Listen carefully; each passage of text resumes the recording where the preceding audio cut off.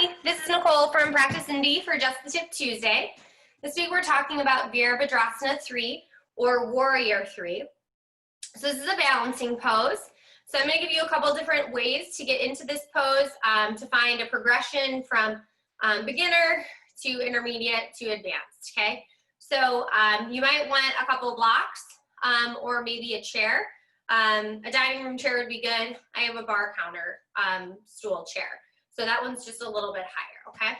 So to access this pose, we're gonna start from standing, okay?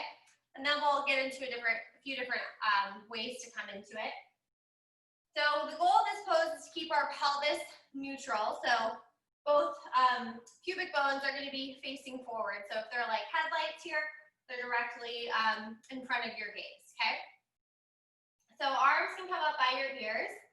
Biceps next to ears, and then we'll shift the weight into the left leg. And then as you do that, just start to slide your right foot back behind you. So just pausing here, just kind of seeing how balance feels. You might slide it a little bit further, and maybe just the toe grazes the ground. And if you're feeling ready to lift that leg up off the ground, then you can start to lift it. Again, pelvis is facing the ground here, so I have a nice level back. And I'm really activating through this back leg, the one that's lifted, my right leg. Arms are extending, you're thinking about lengthening here. And then you just slowly rise up to come out of the pose, okay?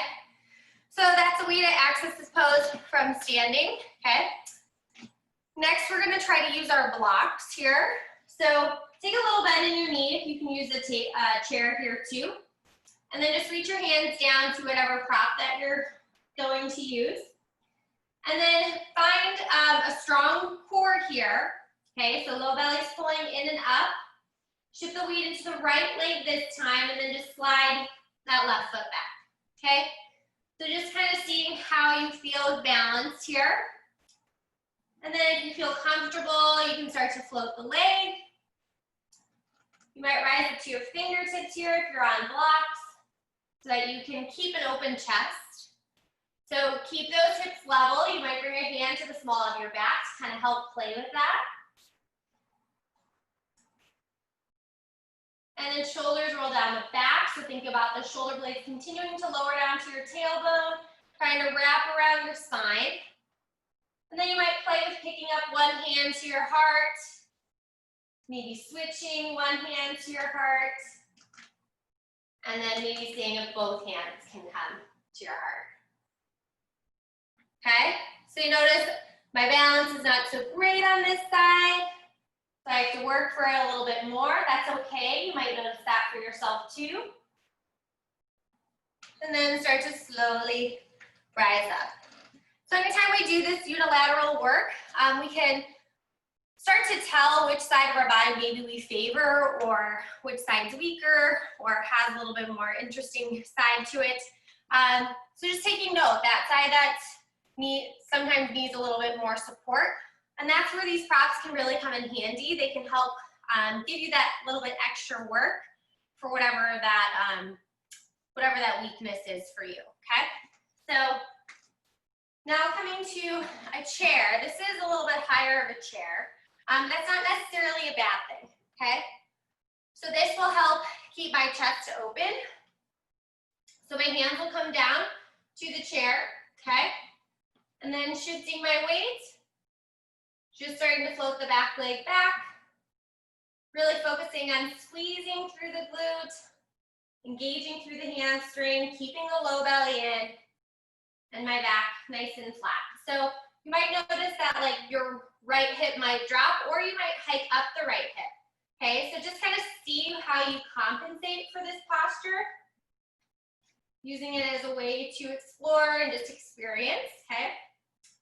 Chest stays open, low belly pulls in, and then you can start to slowly lower down, okay? So the full expression of this pose, obviously you wouldn't use any of these little toys or blocks for support. So A lot of times I commonly see people really dropping their chest in this posture. And we really want to think about keeping an open chest here, okay? So this is what I commonly see. And that's not necessarily warrior 3 where the chest is lower than your hip, okay? You want to keep the chest up, the leg lifted, and you're finding an extension. So you're pressing through the heel, reaching through the fingers, okay? So really keeping that in mind as you navigate this posture this week in any of the classes, noticing if you have that tendency to drop your chest, or just noticing if you have a tendency to activate different muscles in different legs, or if you have to work a little harder on the right or left leg, okay? So consider the back body as you're working through this posture. It's not just about that balancing leg.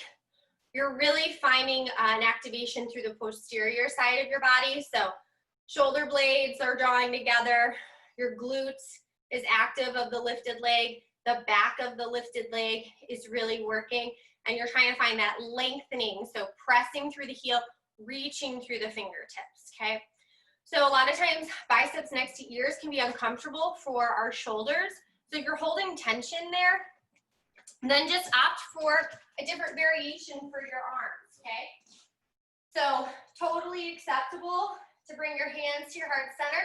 But as you bring your hands to your heart center, just bring the shoulder blades back, okay? So keep the chest open, press your sternum into your thumbs, and then float that back leg back, okay? Maybe your gaze even stays a little forward towards the top of the mat to help keep your heart open, okay? So just kind of playing with what works for you. On occasion, I even do warrior 3 with my hands at my low back to help keep my chest even more open. So coming into it, with my hands at my low back, find that extension, try to lift the leg a little higher, and then rise up, okay?